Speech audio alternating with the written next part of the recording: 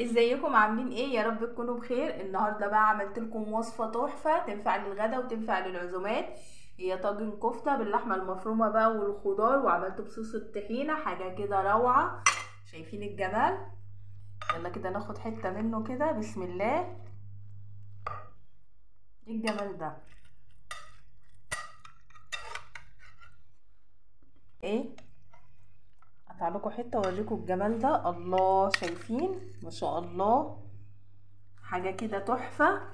ولا صوص الطحينه بيبقى عليه ايه، حاجة جميلة. والخضار كمان، شايفين البطاطس؟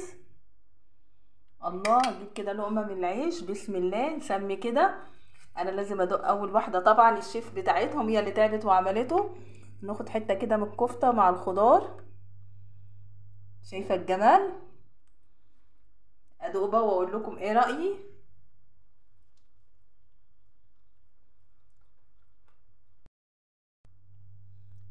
ناخد حتة بقى، اللي عايز ياكله بالشوكة ماشي.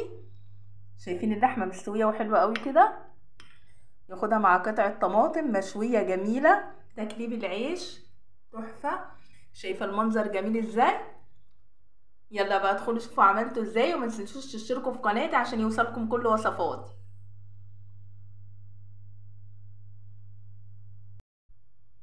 مقادير الوصفة النهاردة: معايا هنا لحمة مفرومة، معايا طماطم حلقات، وبصل برضو انا عاملاه كده دواير جميلة.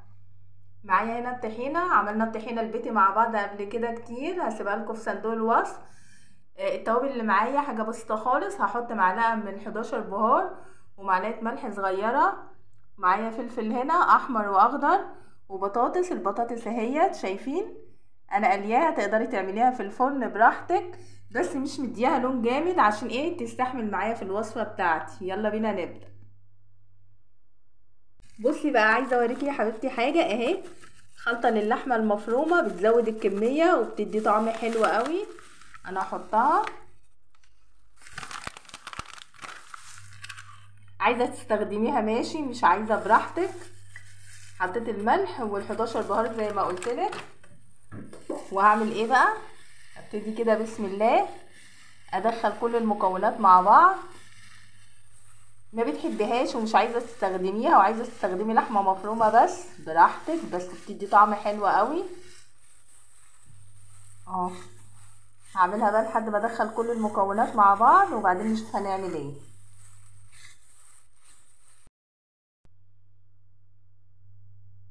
جبت الطاجن البايركس اللي هحطه في الفرن، ممكن تعملي في صينيه براحتك.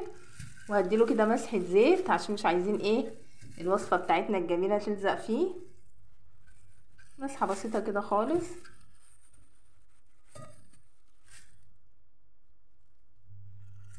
بس تمام كده. خلاص، دي اللحمه بتاعتي بعد ما خلطتها بالمكونات بتاعتي والتوابل الجميله. هبتدي افردها كده بسم الله براحتنا خالص اهي. هي بس عشان كانت ساقعه، انما هي لو بدرجه حراره المطبخ هتتفرد معاكي في ثواني. بعد ما فردت اللحمه، شايفين جميله ازاي؟ هنقوم رصين البطاطس. انا مش مديها تحميره قوي ومش حطاها نيه اهي، عاملاها سميكه شويه عشان تستحمل معايا. نرصها كده.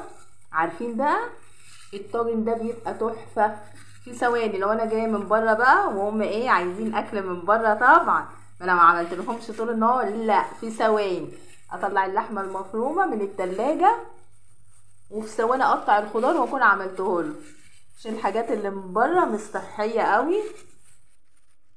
فاولادنا يعني ايه، ندلعهم بس يعني مش على طول بره، نديهم حاجات صحيه وحاجات جميله في البيت. ولو عندك عزومه بقى، في ثواني جنب الاكل ده ايه هيكون المنقذ بتاعك بصراحه. بس خلاص كده، ادي طبق البطاطس ورص الطماطم. تقدري تستغني عن حاجات في الوصفة. زي ما قلت لك، لو مش حابة الكيس اللي انا حطيته ده ما تحطيهوش، بس هو يزود لك الكمية ويدي طعم حلو اهو. واوريكي لسه باقي الخضار اللي انا هحطه في الوصفة كمان. لو ما بتحبيش حاجة منه تقدري تستغني عنها، بس بيدي قيمة غذائية عالية قوي وجميل. والطماطم بقى، بصي الطماطم اللي انت تجيبيها للوصفة دي تكون جامدة، بلاش الطماطم اللي هي تبقى طرية قوي دي عشان ما تقعدش تنزل ميتها، تبقى مش حلوة اهو. حط هنا كده واحدتين بس، خلاص كده. وهنحط البصل. شايفين البصل دوائر حلوة قوي بصراحة، بيدي شكل حلو عما بنعمله كده جوانح. قطعيه بالشكل ده. تقدري تستغني عن البصل، بس هو اساس الطاجن هو ده. لو ما بتحبوش ما فيش مشكلة، ممكن تحطي بطاطس وطماطم وفلفل. ما انا بقولك اي نوع انت ما بتحبيهوش ممكن تغيريه بحاجة تانية، بس انا بديكي ايه اصل الطاجن اللي هو ايه صح وجميل اهو.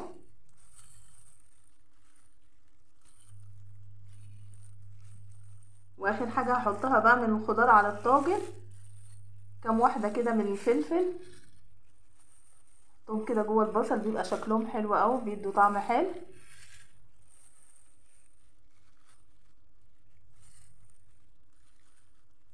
الطاجن ده بيبقى طعمه تحفة تحفة.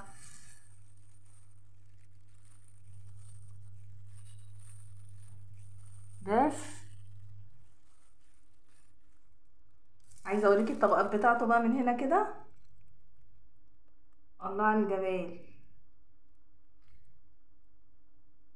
احنا عارفين ان الخضار كله بيبقى حلو، والفلفل فيه مضادات اكسدة، خضار مغذي.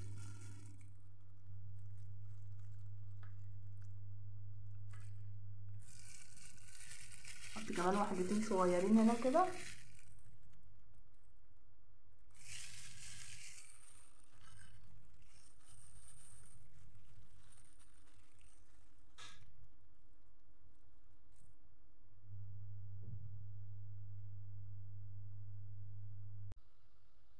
ومعايا هنا الطحينة، هنحط كده نص كوباية طحينة حلوة.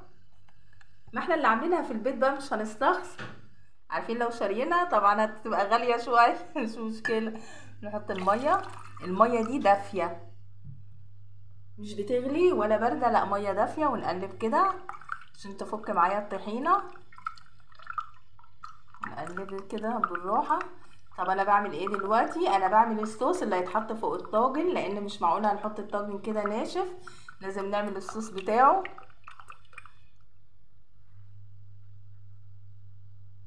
وهحط ايه بقى؟ هحط معلقة توابل برضو من السبع بهار، واظبط الملح بتاعي، بيبقى تحفة قوي قوي. احب بصراحة البهار ده احطه في وصفات كتير، بيغنيكي عن التوابل الكتير. بس خلاص كده الصوص بتاعنا خلص، ولا اسهل من كده.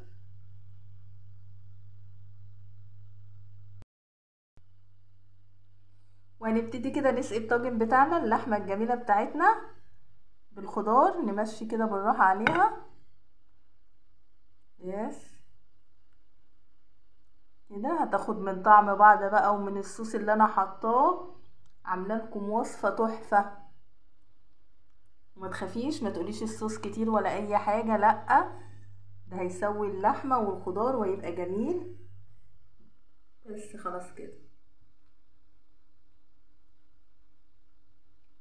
شايفين الطبقات تحفة ازاي؟ جميل جدا. وكمان كل زهقان من الاكل والجو حر تعمليه بقى، تعملي جنبه شوية مكرونة او رز. ولو اقول لك فكرة احلى من المكرونة والرز كمان، انتي بعد ما يخرج من الفرن تقومي جايبة عيش، العيش البلدي بتاعنا العادي، وتغمسيه بقى، وادعيلي على الوصفة التحفة دي. بصوا معايا هنا، شوفوا الصوص نزل هنا على اللحمة ازاي.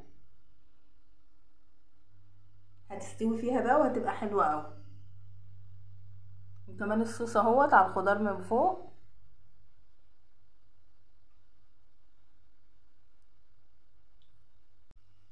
سخن، وبسم الله هندخل الطاجن الجميل بتاعنا بقى لحد ما يستوي وبعدين اوريه لكم.